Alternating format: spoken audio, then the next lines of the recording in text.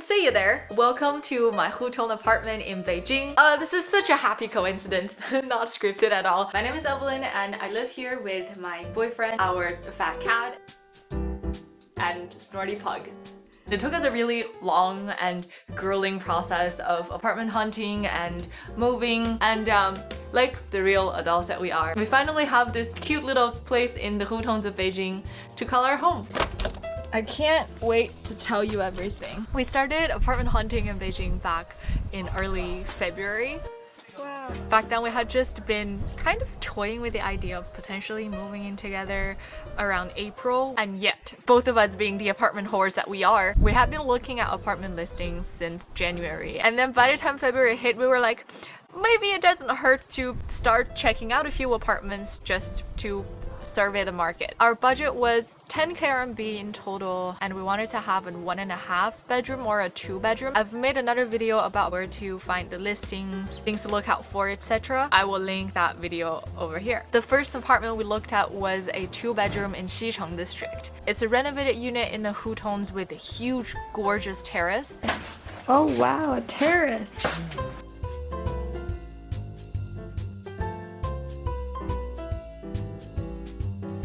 It was listed for 13,000, quite a bit over our budget. Hutongs are small alleyways in Beijing where usually old-time Beijingers live in. The apartments themselves are usually quite small and outdated, but recent years, real estate companies started to come in and flip the houses and rent to younger generations who are willing to pay a premium for an updated house in the hutongs while still enjoying the culture and the character of the older alleyways. This is the definition of gentrification, isn't it? This place looks fairly modern and the terrace is just out of this world gorgeous. We really liked it, but there was something missing here and it just didn't quite feel like home. Our second apartment tour was on a Snowy day. The unit was listed for 10,500. It had just been finished and in fact the bathroom was still under construction. It looked very spacious, almost twice the size of our current apartments. What we liked most about it is it looks very open and spacious. With the big windows on the second floor and the skylight letting light into the first floor. It has amazing views of the hutongs. It's the right structure as well. It's a duplex. This is like an extra room for activities. I feel like the outside room could be the bedroom and this room could be the activity room. And then with the same agent, we toured a second apartment. It's also a 1.5 bedroom with an enclosed room and a loft. But the ceiling on the loft was so low that you always have to crouch down in order to get up there. Also, we weren't in love with the interiors of that house. When we got home, we just couldn't stop obsessing over the second apartment we saw. The only problem was that the latest move-in date for that one was March, and we were kind of giving ourselves until at least April to decide whether we want to move in together or not. These sort of decisions are very personal and everybody has their own timelines. For us, we also really didn't want to rush into things. But at that apartment, we already see ourselves building a cozy home and sharing a wholesome life together. So we signed the lease. We are going in to sign the lease.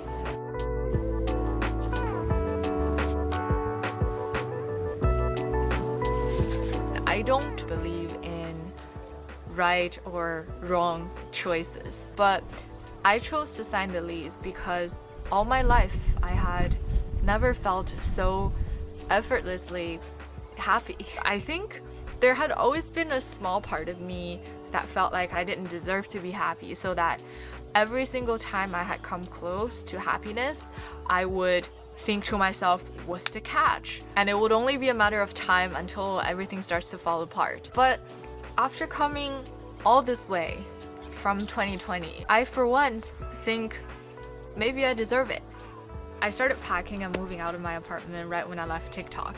It felt like saying goodbye to an era. My first apartment in Beijing, my first job, and most likely my last time living alone. I remember when the floor was covered in boxes when I first moved there.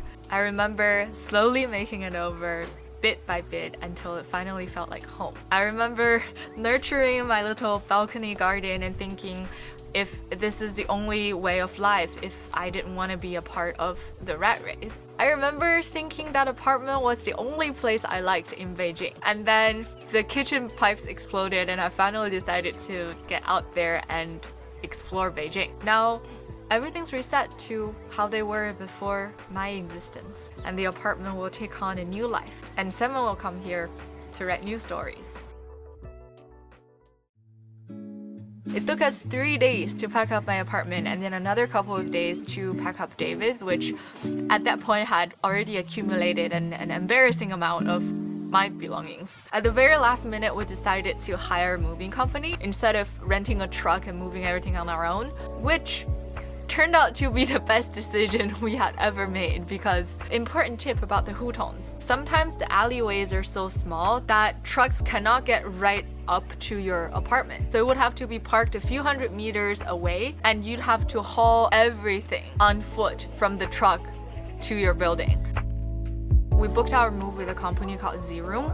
Not sponsored, Z-Room is an apartment rental app that rents out furnished and managed apartments in China. It also offers cleaning, maintenance, and moving service even if you're not renting with them, and they have an international version catered to expats in China. When you book a move, you can select your own truck size, your timing, and that's all you need to do. The movers will come in and move your entire apartment. There's even a white glove service where you don't even have to do the packing yourself and the company will just take care of everything for you, which is way out of our price range. After you make the appointment, someone from Z-Room will call you and confirm the details with you. They would confirm upfront all the possible additional charges that would occur during your move. So that could be a floor fee if you live above the first floor and don't have an elevator in your building, or if you have to move bigger pieces like a wardrobe or a TV, or in our case, if you have to walk a certain distance in the hutongs. In the end, our move cost around 1800 RMB, so it's 800 to 900 for each move, and about 500 of that came from walking the hutongs. So if you're moving a one bedroom in China, 500 to 1000 is probably a very likely price range. It's not a small amount of money, but it definitely wasn't much for the amount of work the movers had to do. Hi, baby. You want to come out? You're okay. You're okay. Hey, you're okay. This is your house now. Look how nice it is. Big open space to play with the burbs. I want to show you our new house. Let me invite you in properly. Hi, welcome to our apartment. Come on in, don't be shy. You see this really nice shoe cabinet? You might want to take off your shoes and put them in here because, you know, Asian household. At this point, we have moved in for about a month and a half, and we still haven't made much progress on the much anticipated apartment makeover. So I'm just going to give you a tour of the apartment as is. Apologies, it's not super nice or super clean, although it is the cleanest it has been. This is our dining table. Also an entryway shelf where we just dump whatever's in our hands when we enter the apartment, whether Dave likes it or not. It's also my work from home desk where I sit alone in front of a computer for 8 hours a day, 4 days a week. Really glamorous life of a program manager. We also eat here very occasionally as it happens. This shelf will keep our camera equipment and various cute objects, including this cute flip-through picture book that Dave got for me in Guangzhou that reminds me of Dudu every single time I see it. Entering the frame. This couch and coffee table came with the apartment. We were going to get a really nice L-shaped couch as a quality of life investment, and then we realized that we didn't quite have the budget for it. So now we just take comfort in the fact that this is a 3-seater that's just large enough for 2 people to coexist, with one person being able to fully extend their legs kind of comfortably.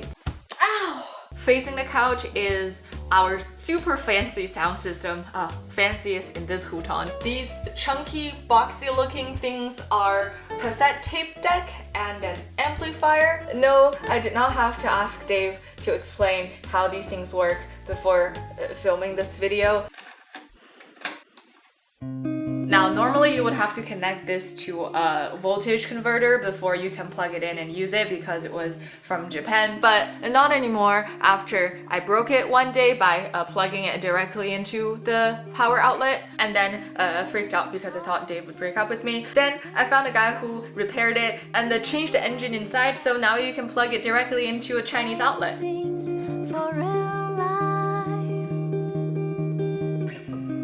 I don't want to be the great. This is just a small part of Dave's tape collection. The vast majority of these are super indie, but the exception of 2 Taylor Swift tapes, those are the only ones that belong to me. This is our kitchen, arguably my favorite part of this apartment because not only does it have natural light, it also has a very decent amount of counter space, storage space, and a real oven. Now, despite having loads of storage space, we still have more small appliances than our storage cabinets can hold, so we've come up with a very clever organization solution.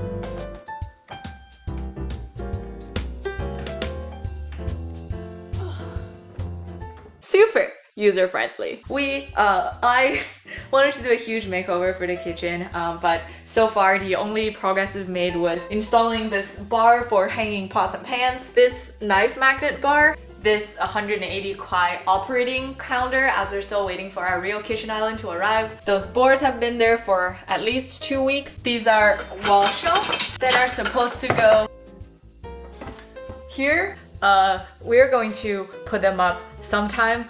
This is my coffee corner, my pride and joy. I got this Breville grinder and Bambino coffee machine for pretty much half the price they retail for off of Xianyu. And for the past month or so, I've been using them to make marginally less shit coffee than the shitty $50 coffee machine that I've used for the past 2 years.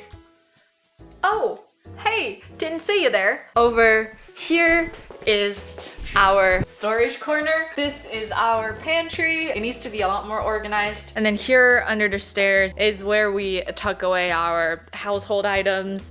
Also needs to be organized. And that's pretty much it for the first floor. Let's go upstairs, shall we?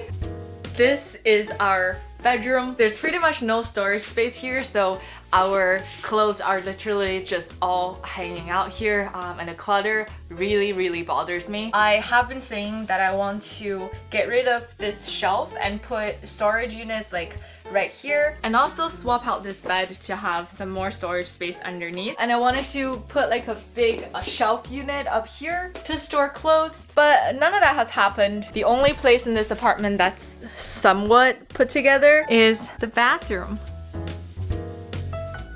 We installed this storage mirror that's the same one that I have at my old apartment. We also installed this shower curtain. I don't know why the toilet is getting a B-roll shot here. I guess I'm just really proud of this bathroom. And then finally, I want to show you our activity room. This is our activity room. It's really not much more than a storage room at the moment because of all the boxes I haven't unpacked. Dave has set up a little recording station here. I don't know if you've noticed, but ever since he came into my life, the music on this channel has become drastically more indie and cool, and that's because I've been using music from Dave's various bands, Lost Memory Machine and Gilded Forest. Check them out if you like. These guitars on the wall are also his. On the opposite side of the room is a window that opens to the rooftop area where I filmed my last 3 videos because due to the various delays on my home improvement project, there's just isn't a spot aesthetic enough inside the apartment yet.